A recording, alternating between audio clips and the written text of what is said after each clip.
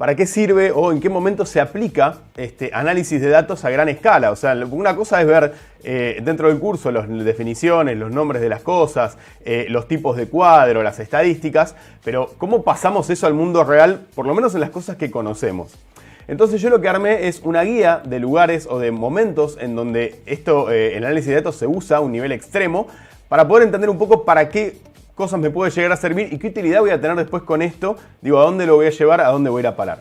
Entonces, lo primero que me gustaría hablar un poco es de lo que tiene que ver con el rating en televisión, ¿sí? El rating en televisión es una gran medida de datos y es un gran ejemplo. ¿Por qué es un gran ejemplo y por qué es una gran medida de datos? Porque suceden varias cosas que tienen que ver con lo que compone ese número. Primero, muy resumidamente, vamos a hablar de cómo se mide el rating. Yo no sé si lo saben, si tienen idea o si alguno más o menos sabe por dónde va. Pero la realidad es que esto que están viendo en pantalla es una planilla típica de rating, de promedio. Como ven, esta es de noticias, por eso están solamente los canales de noticias y después va por hora. Porque el rating se mide y se evalúa, está lo que se llama el minuto a minuto, o sea, todo el tiempo. También está por horas y también está por franjas, ¿sí? Hay franjas horarias que van a determinar el rating de un momento de una señal y que después se comparan entre los canales y es en base a eso que sacan las mediciones y los promedios de rating. La pregunta es, ¿para qué sirve medir el rating? ¿No? Parece una pregunta fácil de responder, pero en realidad vamos a ver que la respuesta en realidad es para otra cosa. Uno puede pensar que es para ver si un programa se ve más o se ve menos, o si está bueno, o si la audiencia le gusta que se hablen o participen ciertos temas en la señal. Ese es uno de los motivos, pero no es el principal. El principal motivo por el cual se mide el rating es para que los canales de televisión establezcan una suerte de tarifario de cuánto cobran la pauta según a qué hora está el comercial que yo quiero poner. Todo lo que tiene que ver con televisión, con medidas de rating, con medidas de audiencia y todo, obviamente por un lado está a ver qué funciona y qué no y para dónde llevar la programación, pero lo que más le importa porque en definitiva son empresas, los canales son empresas y su objetivo es ganar dinero, no una ONG que lo que quieren es como prestar un servicio de divertimento. Entonces, ¿qué es lo que va a pasar? Pueden hacer preguntas en el medio, si estamos referidos al tema, pueden preguntarme todo lo que quieran, lo hablamos, parte de la idea de esto es también tener un ida y vuelta. Entonces, cuando hablamos de medición de rating, lo que vamos a establecer básicamente es saber cuánto va a valer la tarifa de publicidad según el horario en el que yo quiera establecer esa publicidad. Pero ahí nos encontramos con el primer punto, digamos, por lo menos conflictivo, que es cómo se mide el rating. O sea, cómo se llega a cuántos puntos de rating tiene un programa. Un punto de rating equivale aproximadamente a 100.000 personas, ¿sí? Y el primer problema consiste en que el rating se mide solamente en Capital y Gran Buenos Aires. Quiere decir que lo que se ve en Córdoba, lo que se ve en Tucumán, lo que se ve en Santa Fe, para la televisión no les importa, ¿sí? El único canal que hace un registro como federal, de más o menos tiene una idea de cómo se ve en todo el país, es la TV pública. El resto de los canales, sea de noticias o sea los canales de aire, la medición de rating a la que siguen se da solamente en Capital y Gran Buenos Aires. Entonces, las programaciones y los comerciales y las publicidades puestas en los canales, en las señales, en las grandes señales, están orientadas solamente a gente que vive en Capital y Gran Buenos Aires. A su vez, las repetidoras, que se llama, Córdoba tiene un canal que repite, por ejemplo, el 13, por ejemplo, y en ese canal local sí hay publicidades locales, pero no tienen medición de rating. El rating en general, el rating general se mide solamente en Capital y Gran Buenos Aires. ¿Cómo se mide? Bueno, hay varios sistemas y ya de por sí está un poco como difícil de creer el rating. Otra de las cosas que pasa es que fue perdiendo credibilidad a lo largo del tiempo. ¿Por qué? Porque el rating se mide de dos maneras. Una puede ser con un aparatito que te instalan en la tele bajo un contrato que vos aceptás. Se supone que hay más o menos 800 aparatos instalados en televisores y con eso hacen un promedio. Estamos hablando de un país que tiene 44 millones de habitantes, por lo tanto lo que dicen 800 personas de un supuesto aparato, porque yo por lo menos no conozco a nadie, no sé si ustedes sí, pero en general nadie conoce a nadie que tenga uno de esos aparatos. Pero bueno, supongamos que es 100% transparente. No hay no es una medida fidedigna, solamente estás viendo en 800 televisores y con eso haciendo una progresión a 44 millones de habitantes, cosa medio difícil de calcular. Otra de las medidas es supuestamente llaman por teléfono. Bueno, yo tampoco conozco a nadie que hayan llamado por teléfono para preguntarle qué estaba viendo. No sé si a ustedes le pasó, pero también es raro. Entonces, el rating del minuto a minuto es difícil de creer porque cuesta entender cómo pueden tener ese volumen de datos en tan poco tiempo, digamos minuto a minuto, si nadie conoce en 800 televisores y nadie conoce a nadie que lo hayan llamado. Hay otra forma en la que se podría medir, pero es ilegal. Todos los que tienen cable de manera, el cable digital, sea Cablevisión, el multicanal no existe más, Telecentro o el que sea, al tener el aparatito ese y tener la televisión digital, esa especie de codificador que está conectado a la televisión podría medir qué canal estamos viendo. Se supone que no lo miden porque va en contra de una ley que vos no tienen derecho a exponer tus datos privados. No se sabe si se vende o no, lo más probable es que sí se venda y que sí hagan esa medición, pero no lo sabemos, legalmente no lo hacen. Entonces, la forma de medir el rating legal es o el aparatito que te ponen en la tele o el llamado telefónico. Lo que termina pasando con eso es que las medidas no son tan creíbles. Pero nosotros estamos viviendo ya un siglo XXI que tiene una novedad espectacular, que es que los datos en este siglo son públicos. Y eso lo vamos a repetir durante toda la charla. Los datos son públicos, por lo tanto, hay una herramienta fundamental para las operadoras de cable, para los canales, para los que hacen los programas, que son las redes sociales. Las redes sociales son de acceso libre, si bien está el tema de los bots que te generan, que te cambian, pero más o menos lo que es tendencia en redes sociales viene a seguir una lógica que está pensada para el público que está mirando y más o menos coincide. Lo que es tendencia suele ser lo que más se está mirando. Ahora, sucede lo siguiente.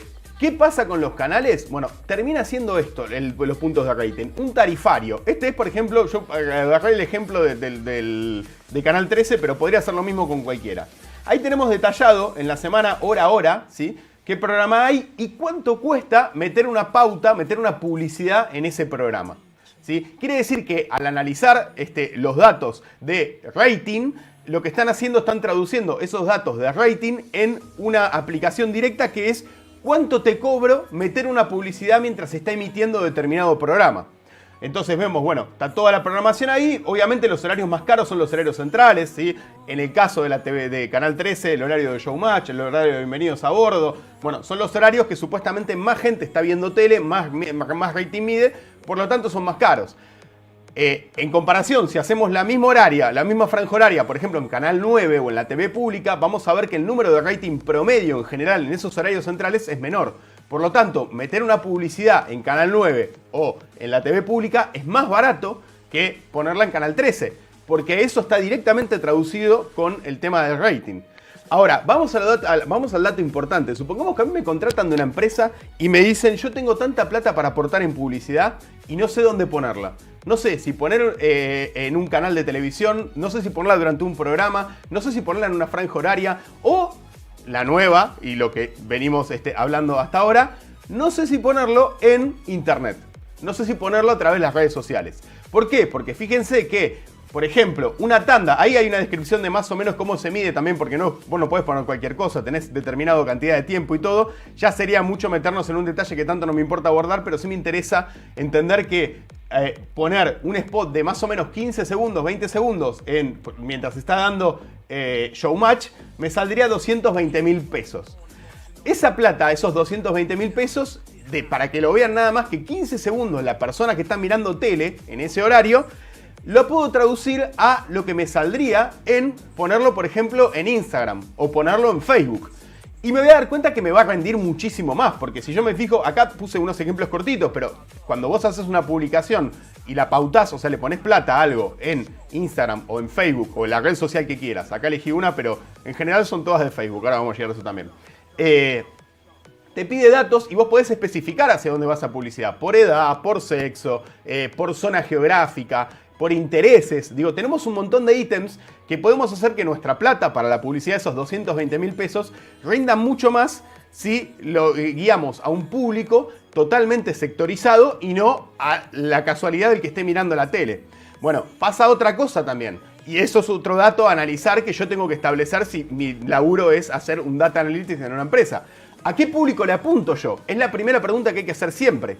Si yo, por ejemplo, voy a vender productos de limpieza, los productos de limpieza por lo general los compra gente de más de 40 para arriba, ¿sí? Y que por ahí no tiene tanta actividad en redes sociales como sí tienen los adolescentes y que se encarga más de esos gastos. Entonces puede ser que si yo voy a vender productos de limpieza, me convenga más ponerlo en un canal, en un horario que yo sé que hay ese público mirando, porque van a ser los que después van a comprar mi producto de limpieza. Si yo quiero vender zapatillas de onda para chicos, para adolescentes con luces o con cosas, por ahí me va a convenir más hacer el estudio y ponerlo en internet. Porque la juventud, los adolescentes, los millennials, los centennials y las generaciones que siguen están más en internet que en la tele, no ven tele, están todo el tiempo en redes sociales. Entonces le voy a llegar a ese público mucho más efectivamente a través de las redes sociales que a través de la televisión. Entonces todos esos datos son importantes de establecer a la hora de hacer una decisión. Porque si alguien viene y te dice quiero hacer rendir mis 220 lucas para que mi producto se venda más, yo tengo que hacer un estudio de análisis de datos, de análisis poblacional, de análisis de edad, de análisis de a qué público va apuntado y ahí tomar la decisión si yo voy a hacer que esa pauta vaya a un canal de televisión o que vaya a las redes sociales. Y aparte, para las redes sociales yo necesito un presupuesto mucho menor. Por lo tanto, si yo no cuento con 220.000 pesos, cuento con, no sé, 50, bueno, tendría que fijarme dónde podría poner esos 50.000 pesos, para en qué programa saldría, con qué rating, digamos, cuánta gente estaría viendo el canal en ese momento y ver si me sirve eso o me sirve más meter esos 50.000 pesos en una red, en redes sociales y que llegue a un público más establecido donde la plata rinde mucho más. Son preguntas que yo me tengo que hacer y que no hay una respuesta correcta. No para todo sirve la tele, no para todo sirve las redes sociales, ¿sí? Entonces, bueno, eso es como el principio. Y después entramos todavía en un detalle más fino, en qué red social. Facebook tiene un público, Instagram tiene otro público, Twitter tiene otro público, TikTok tiene otro público. Entonces, todas esas cosas, todos esos datos, yo los tengo que evaluar a la hora de establecer cómo voy a gastar mi pauta publicitaria. Bien, eso es por un lado. De esa manera funciona el rating. Si hay alguna pregunta o algo que me quieran preguntar o comentar o lo que sea, digo, activen el micrófono y háganlo. Está bueno tener interacción, primero para que no me sienta tan solo y después para que no queden temas sueltos y poder responder todo.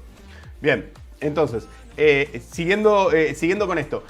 Como medida general podemos establecer que el rating en televisión se mide solamente para establecer, es una especie de tarifario, para establecer cuánto me va a salir a mí utilizar ese espacio de publicidad en televisión.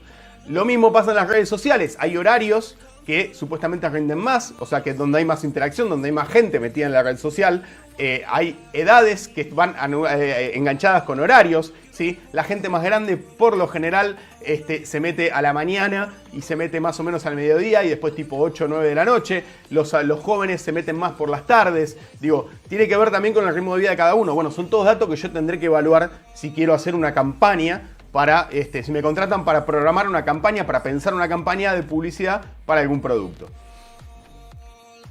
Bien. Otro de los temas que me parece interesante hablar y que quiero establecer y también es explicarles es, hay una palabra en el aire, justamente en el aire, que se usa mucho y no siempre sabemos qué significa. La palabra la nube. ¿Qué significa que los datos estén en la nube? ¿Para qué sirve la nube? Y sobre todo, ¿sí? Dentro de Internet, si yo puedo volver mis datos privados o no. O sea, si yo puedo hacer que nadie sepa, nadie tenga información mía dentro de Internet o no. Les voy a spoilear la respuesta es no. Pero ahora vamos a llegar a eso y vamos a ver por qué. Primero de todo, Internet, la nube, no es un lugar etéreo. No es que yo mando un archivo por celular, se evapora, se vuelve nubecita y cuando lo bajo llueve y me cae el teléfono. No funciona así la nube. La nube en realidad es algo muy concreto y es lo que están viendo en el video de arriba, en el cuadrado de arriba.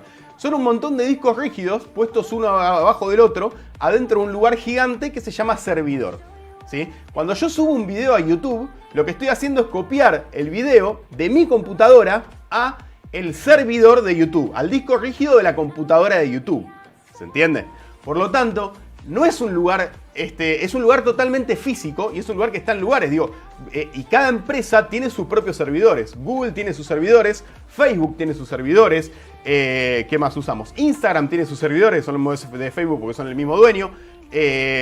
Cualquier plataforma que escuchemos para escuchar música también tiene sus propios servidores. Digo, todo lo que hagamos en Internet va a un disco rígido que está en algún lado.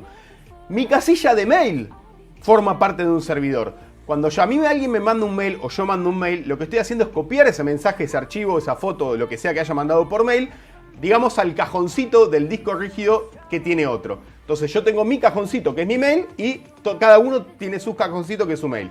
Cuando yo le mando un mail a otro, ese mensaje y ese video, lo que venga enganchado, se mete en el cajoncito del otro y el otro lo tiene disponible para abrir y ver. Quiere decir que Internet funciona de una manera totalmente rudimentaria, si lo pensamos, porque no solamente es que es un lugar físico y está lleno, es como una bodega de discos rígidos, sino que también se maneja por cable. Todo Internet, todo el mundo está conectado por cables y la información viaja por cables. A veces se habla mucho del futuro como de la televisión, de la Internet satelital. La Internet satelital existe, no se utiliza mucho, se utiliza solamente en zonas muy aisladas, por ahí en alguna isla o en algún lugar muy aislado poblacionalmente, pero en general no se utiliza.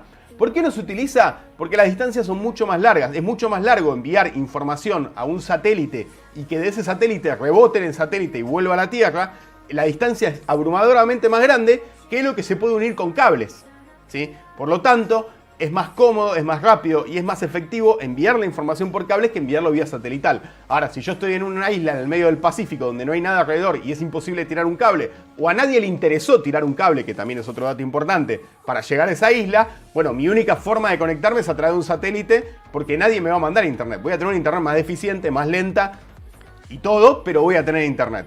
Uno de los planes para el futuro, que está una de las cosas que quiere hacer el famoso Elon Musk, no sé si escucharon hablar, pero es el dueño de casi todo lo tecnológico de ahora, de Tesla, tiene mucha influencia en las criptomonedas, digo, es de toda la parte tecnológica, es enviar un montón de satélites, de su marca obviamente, y lograr que haya internet en todo el mundo en forma muy barata o gratuita. ¿Esto lo hace porque es bueno? No.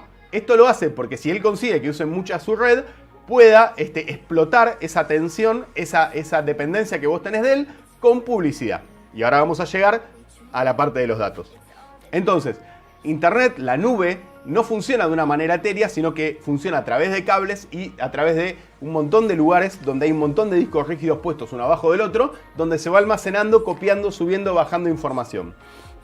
Cuanto más rápida, cuanto más avanza la tecnología y más rápidas son las conexiones, mejor funciona este sistema, ¿sí? Más velocidad tengo para enviar archivos más grandes, para recibir archivos más grandes y mejor se mueve Internet alrededor del mundo. Ahora, que vos tengas un mail y que tengas un cajoncito a tu nombre en un servidor de Google, sale plata. O sea, alguien paga por ese disco rígido, alguien paga por la mantención de ese disco rígido, alguien paga por el edificio que contiene esos discos rígidos, alguien paga por lo más caro que hay, que es la refrigeración de ese lugar para que los discos rígidos esos funcionen, ¿sí? Alguien está pagando todo eso. Y como a vos no te cobran la cuenta de mail, ni te cobran el usuario de Spotify, salvo, digo, si tenés la cuenta premium sí, pero la cuenta base la podés tener y no te la cobran, nadie te cobra por tener un usuario en Instagram, nadie te cobra por tener un usuario en Facebook.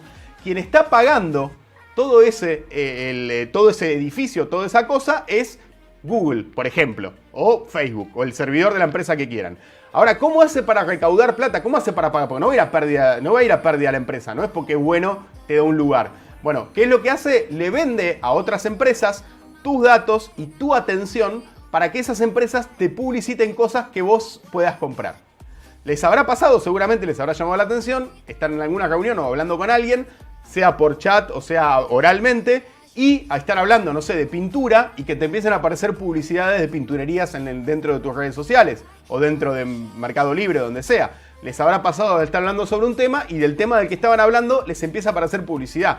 Bueno, eso que hay 100 monos con máquinas de escribir y auriculares viendo a ver de qué hablan, y que transcribiendo y pasándoselo a operativos, no, nadie escucha las conversaciones, pero sí son analizadas.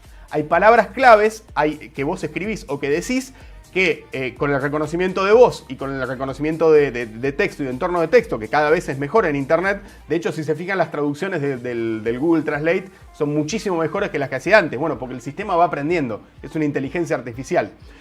Hay algoritmos que reconocen palabras clave como comprar o como temas de conversación, que lo traduce, lo venden a las empresas y hacen que ese volumen de datos las empresas después lo utilicen para refinar más el público a quien les envía el producto del que van a vender. Entonces, como ellos saben todo de vos, porque vos usás redes sociales o usás mails o usás internet y esa información que vos enviás se almacena, Entonces saben que si vos estás hablando mucho de pintura, se lo venden a una empresa y la empresa te pone publicidad de pintura. Si vos estás hablando de lo que te preocupa, el calentamiento global, te pone publicidades de empresas que respetan las normas de verdes, del medio ambiente. Entonces, así se trabaja, así se vende y se compra la información. Esos son los datos que se evalúan, se compran volúmenes de datos gigantes y se evalúan. Entonces vos dirás, pero eso es una invasión a mi privacidad. Sí, exactamente, es una invasión a tu privacidad. Pero ellos te están dando un servicio que vos no estás pagando. Vos no estás pagando por el mail, no estás pagando por el Google Maps, no estás pagando por tener una cuenta en Instagram, no estás pagando por Spotify. Entonces la manera que tienen ellos de recaudar plata, obviamente mucha más plata de que si vos les pagaras la cuenta, solo que nadie estaría dispuesto a pagar por tener una cuenta de Instagram, por ejemplo, no sería masivo, a ellos les conviene más este mercado. Como nadie lo pagaría, es más rentable que tus datos sean vender tus datos y ellos hacerse cargo del costo que significa mantener todos esos servidores, las conexiones, las líneas y todo. Bien, entonces, ¿me tengo que asustar? ¿Me tengo que preocupar por esto? La realidad es que ya es tarde, ya no. Porque ya todo dispositivo que yo tenga conectado a internet, sea una computadora, sea un celular o sea lo que sea, hace que los datos pasen por un servidor, o sea, se copien a un disco rígido de un edificio. Quiere decir que los datos ya no son tuyos, ya los tiene ese edificio. Tu cuenta de Instagram no es tuya, tu cuenta de Facebook no es tuyo, tu mail no es tuyo, es de una empresa que te brinda un espacio dentro de su servidor para que vos lo utilices esas partes de la sociedad. ¿Se entiende? Entonces, atención con esto porque es importante. Hay que tener muy en claro que las cuentas no son tuyas. Tal es así que cuando quieren te la cancelan, cuando quieren te la suspenden. Si no les gusta de lo que estás hablando, no podés subir desnudos, por ejemplo, si vos quisieras en algunas redes sociales. Bueno, esas son todas decisiones que toma la empresa sin preguntarte. Es así y punto, si no, no la uses.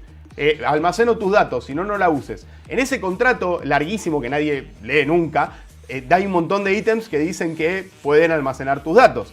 En las aplicaciones que utilizamos todos los días, en ese contrato que nadie lee, dice que va a ser copias de seguridad. Bueno, es toda jerga disfrazada para decir que tus datos van a ser almacenados y no tenés forma de escaparte. Una pregunta que me hacen mucho y que es importante aclarar, ya que estamos acá la aclaramos. ¿Qué pasa si yo tengo una foto en nalgas en mi teléfono? ¿Es peligroso tener una foto en nalgas en mi teléfono? ¿Se puede escapar?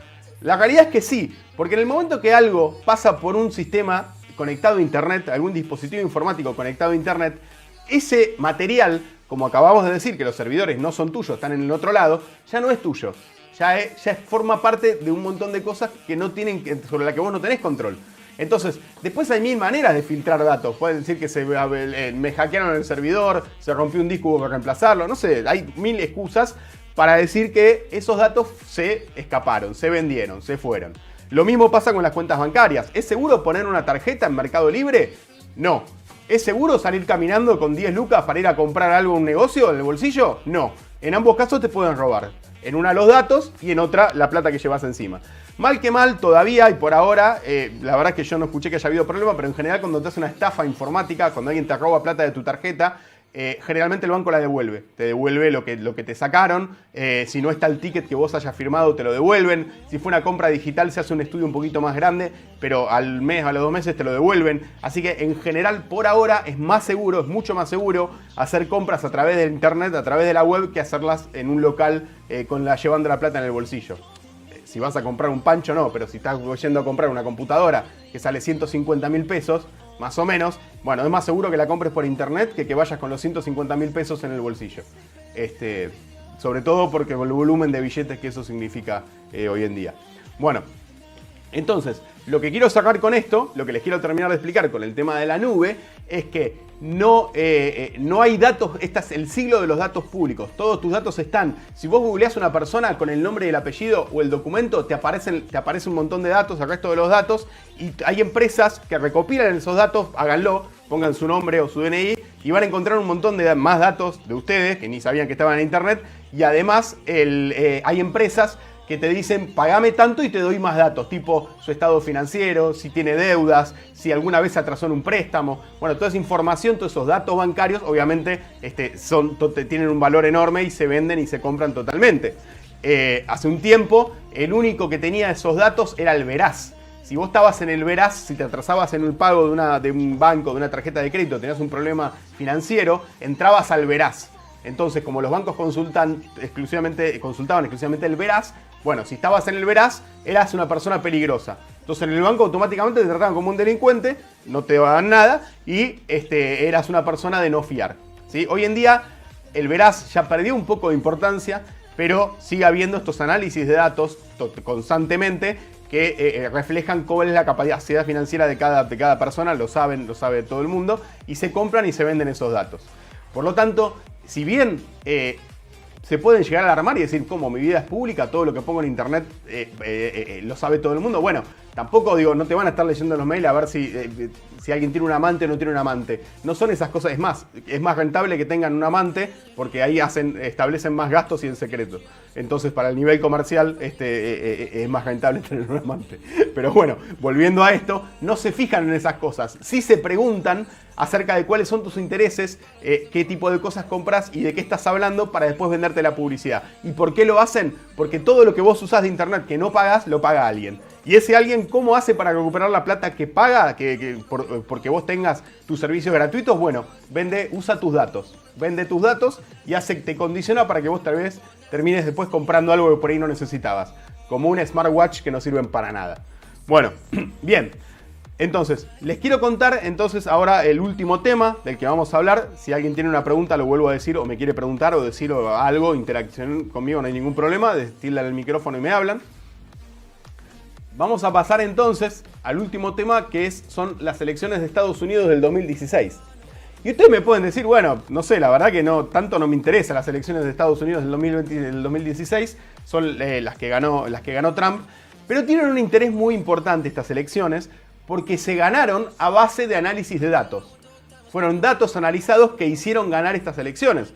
Y ustedes me pueden decir, bueno, pero todo el mundo hay encuestas, en todo el mundo hay encuestas. Cada vez que hay una elección acá, todos los canales te bombardean a mide tanto, mide tal cosa, tal tema es más importante, tal tema la gente responde. Bueno, las consultoras, las encuestas no son del todo confiables.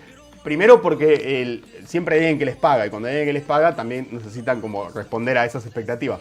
Pero aparte de eso, suponiendo que hicieran un trabajo 100% transparente, la gente, está probado, esto está estudiado psicológicamente, no por mí, pero la gente no responde sinceramente cuando le hacen una pregunta, porque a veces le da vergüenza, ¿sí?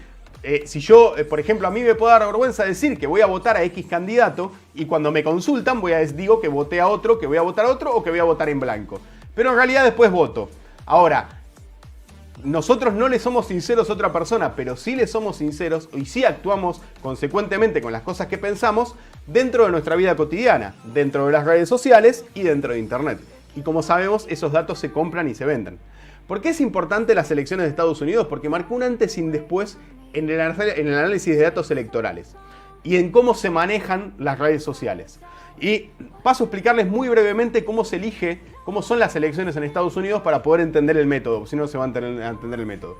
En Estados Unidos no es como acá, no gana el que más votos tiene. O sea, no es que hacen una elección, tal sacó tantos votos, gana el que más votos sacó. Bueno, en Estados Unidos no es así. En Estados Unidos está todo dividido por estados, lo que acá serían provincias, y cada provincia, digamos, vamos a decirle provincia para que sea más familiar los conceptos.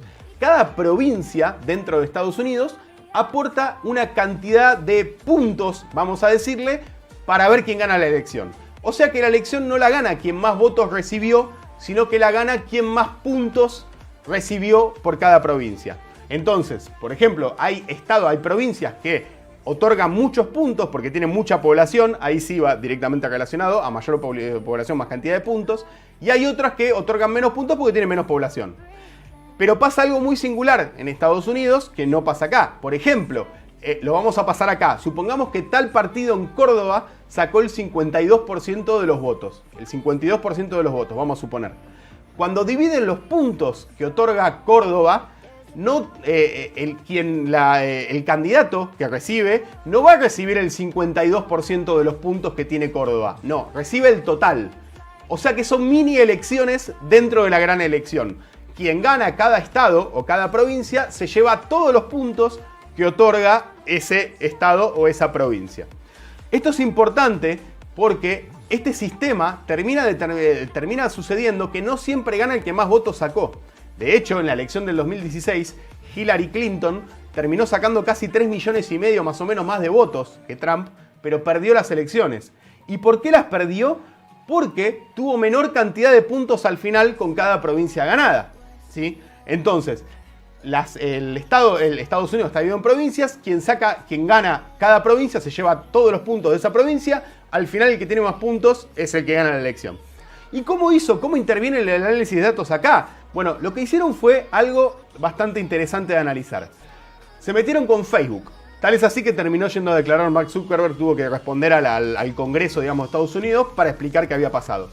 Lo que sucedió fue lo siguiente: mediante un test de personalidad que habían puesto como un juego en Facebook, como hacemos, no sé si ustedes han hecho, pero en Facebook hay muchos juegos, muchas cosas, ahora hay menos porque poco por esto la sacaron, pero que vos, por ejemplo, respondés 5 preguntas y te dicen qué tipo de personalidad tenés, o con qué cantante te asociás, o a qué famoso te parecés. Bueno, ese tipo de juegos, cuando yo acepto el juego, te aparece un cartel que dice tenés que aceptar los términos y condiciones. Los términos y condiciones tienen un montón de puntos que nadie lee. En este test de personalidad que se volvió viral, se volvió muy famoso en Estados Unidos durante la época de las elecciones, lo que hacías es, al aceptar ese test, hacer ese test, no solamente aceptabas que sepan tus datos, que sepan a qué le pones me gusta, de qué temas hablas, qué comentarios haces en Facebook, sino que también lo aceptaban automáticamente todos tus contactos de Facebook. Entonces, si yo te tenía como amigo en Facebook y vos aceptabas hacer ese test y lo publicabas en tu perfil, automáticamente ellos estaban autorizados también a verificar mis datos, que yo no había tenido nada que ver, yo no había hecho ningún test ni nada, solo te tenía en la lista de contactos. Bueno, con esas normas que nadie lee, lo estabas autorizando a que vean también mis intereses.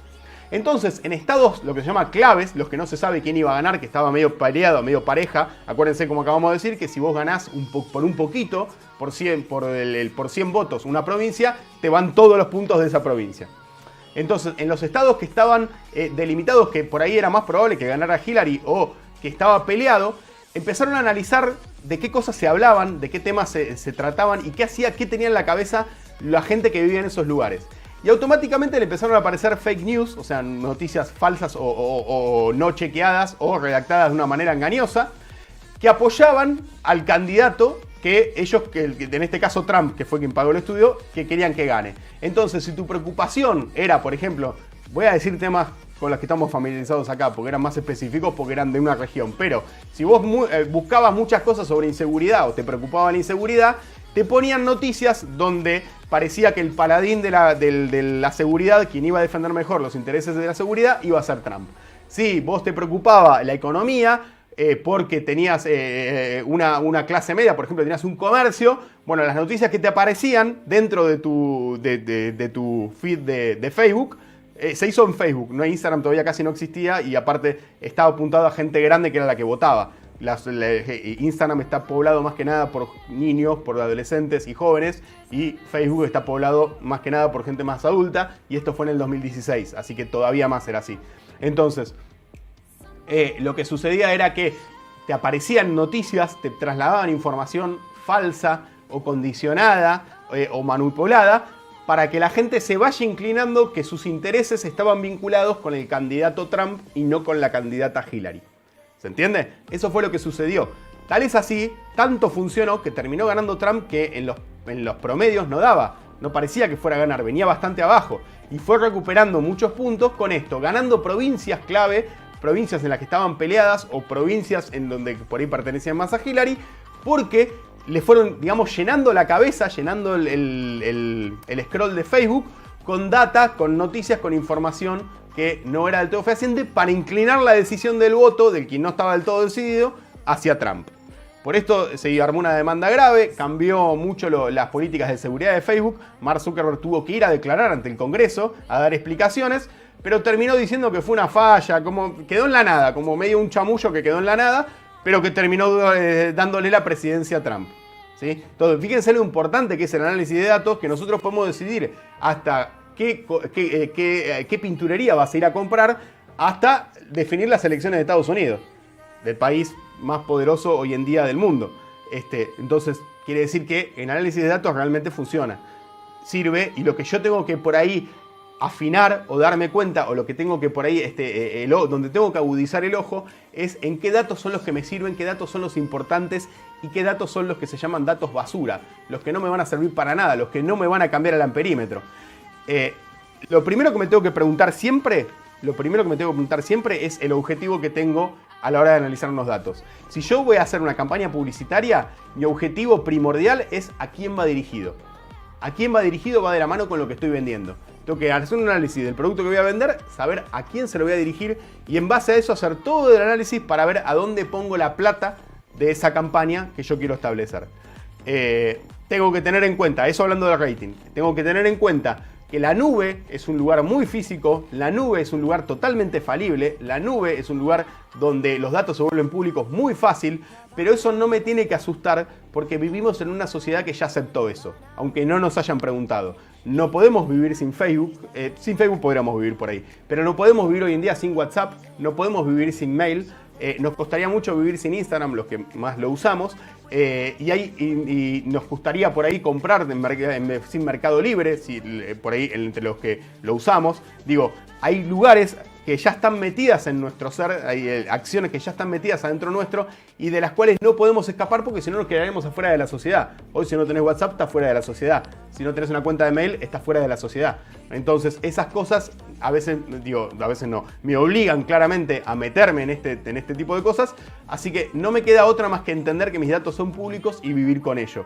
Tampoco es tan terrible porque ya viene pasando, así que nada, tampoco es para volverse loco, pero sépanlo a la hora de por ahí grabar un video que no quieren que se vea o que les da un poco de pudor o no les gustaría que se viralice, y lo mejor es no grabarlo, porque grabarlo y guardarlo en un lugar que tenga internet ya hay posibilidad de falla.